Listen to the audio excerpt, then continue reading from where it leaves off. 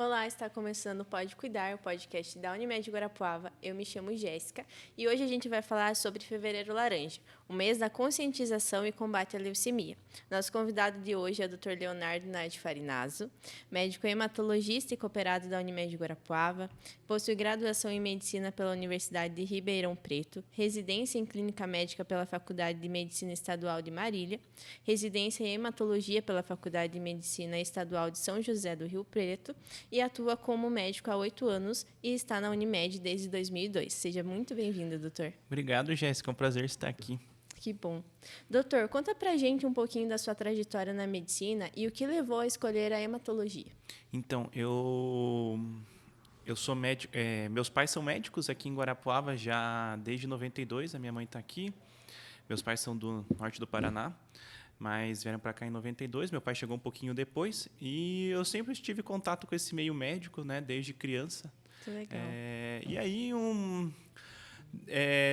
foram várias decisões aí, existem múltiplas oportunidades, né, para a gente escolher na vida, né, opções para a gente escolher na vida, e acabou que em um momento ali durante minha adolescência eu acabei me encontrando, né, dentro da medicina e desejei fazer isso para o resto da vida. Durante a graduação não foi muito diferente, eu pensei em várias opções de especialidades durante a graduação e chegou um momento ali que, tanto com questão de compatibilidade de doenças, conhecimento, onde eu percebi que eu poderia me integrar e acrescentar alguma coisa foi na hematologia, porque na faculdade é assim, né? Tem muita opção de especialidade e você tem que ver onde que você se encaixa melhor, onde você acha que você vai conseguir ofertar algo melhor, né? E foi na hematologia que eu me senti mais bem comigo mesmo, onde eu senti que eu estava me encaixando em oferecer alguma coisa diferente. Que legal. E, doutor, conta pra gente o que faz um médico hematologista, né? Então, o hematologista ele tem basicamente algumas sub-áreas dentro da hematologia. Existe a hematologia que cuida da parte benigna, que são as doenças que não envolvem o câncer. Uhum. Existe a parte da hematologia que mexe com as doenças malignas, que são são neoplasias, né, condições malignas desenvolvidas a partir do tecido sanguíneo, de alguma célula sanguínea. E existe dentro da hematologia também a questão da hemoterapia, que é o hematologista que cuida de bancos de sangue, de hemocentro, agências transfusionais de hospitais. Que interessante. E sobre o tema, né, de Fevereiro Laranja ali, o que seria a leucemia? Então, assim, a leucemia, ela tem esse nome porque o leuco é branco e tem um tipo de célula no nosso sangue que se chama os glóbulos brancos. E hema é sangue. Então, a leucemia é uma doença do sangue que envolve os glóbulos brancos, basicamente. E, basicamente, na hematologia, nós temos 3 células que correm nas nossas veias, aí, digamos assim. Então, tem os glóbulos vermelhos, os glóbulos brancos, as plaquetas. E dentro da leucemia existem vários subtipos de leucemias e basicamente é um tipo de glóbulo branco que está doente, porque o glóbulo branco ele existe para fazer a defesa do organismo, mas não existe só um tipo de glóbulo branco. Existem vários tipos de glóbulos brancos, cada um com um tipo de função, cada um com uma responsabilidade dentro do sistema imune. E eles são produzidos lá na medula óssea. Que interessante, doutor. E quais são os tipos de leucemia? As crianças, os adultos são afetados da mesma forma? Existe uma diferença na leucemia, tanto do tipo celular, da origem da célula. Então, basicamente, o nosso sangue, tudo que corre nas nossas veias é produzido lá na medula óssea, que é o meio do osso. Então, no nosso osso tem aquela parte mais vigorosa lá, que dá sustentação, e no meio dela, a medula, que é um tecido, é ali que é formado um tecido gelatinoso, que é o tecido sanguíneo, o tecido hematopoético. Ali no tecido hematopoético, ali na medula óssea, temos células-tronco que um dia vão virar células-tronco, que são ainda células muito jovens, que um dia vão virar células maduras. E essas células maduras que têm capacidade de ir para o sangue e, no caso, formar glóbulo vermelho, os glóbulos brancos maduros, e as plaquetas. E dentro dos glóbulos brancos existem basicamente 2 linhagens ali. A linhagem mieloide, que envolve uma série de células ali, e a linhagem linfóide, que também envolve um tipo de célula que fundamental para combater infecções virais, por exemplo. E dentro desses dois tipos de células, nós temos as leucemias que são as agudas e as leucemias crônicas. Então, por exemplo, existe a linhagem mieloide e existe a leucemia mieloide aguda. Existe a linhagem mieloide e existe a leucemia mieloide crônica, bem como existe a leucemia linfóide aguda e a leucemia linfóide crônica. O que diferencia entre aguda e crônica? A aguda é uma doença muito, muito grave. Ela é uma doença aguda mesmo, que em questão de dias, semanas, a pessoa pode evoluir a óbito.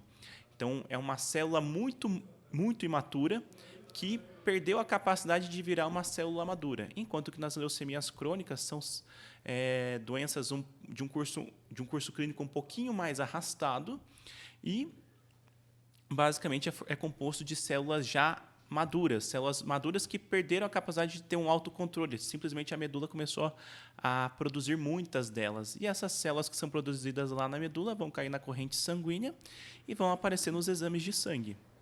Legal. E, doutor, qual que é a importância da doação de medula óssea no tratamento? Então, nem toda leucemia precisa necessariamente de fazer um transplante de medula.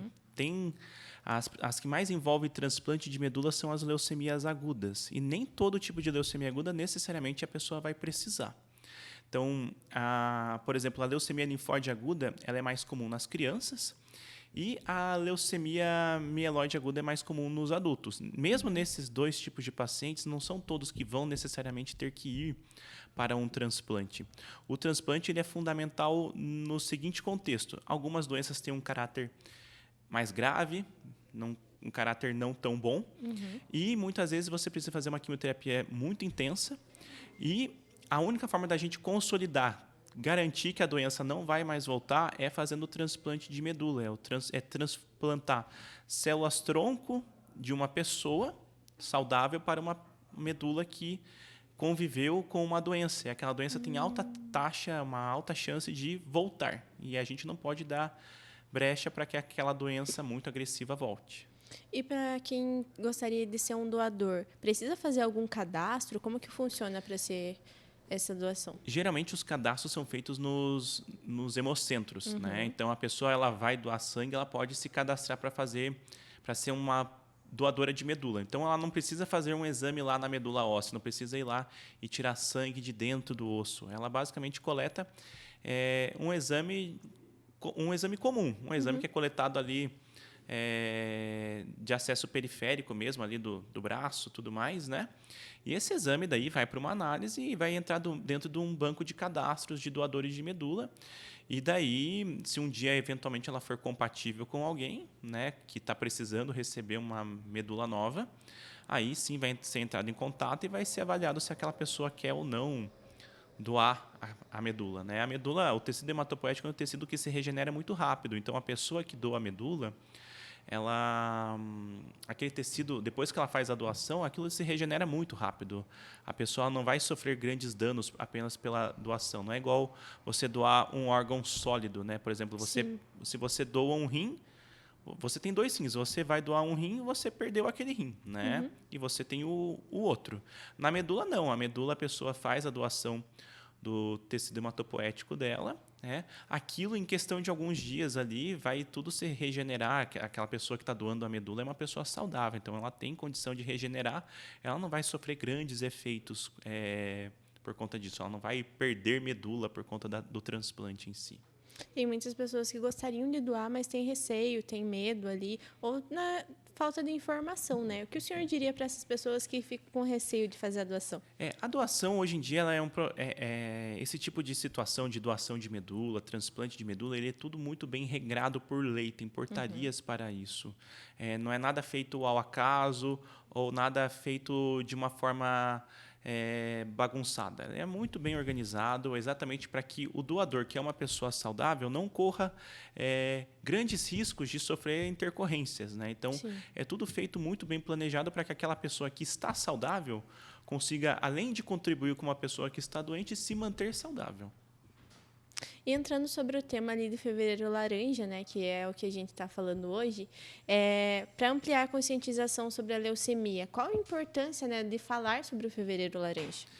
Então, a leucemia não é um tipo de doença, não é um câncer que consegue ser muitas vezes prevenido, né?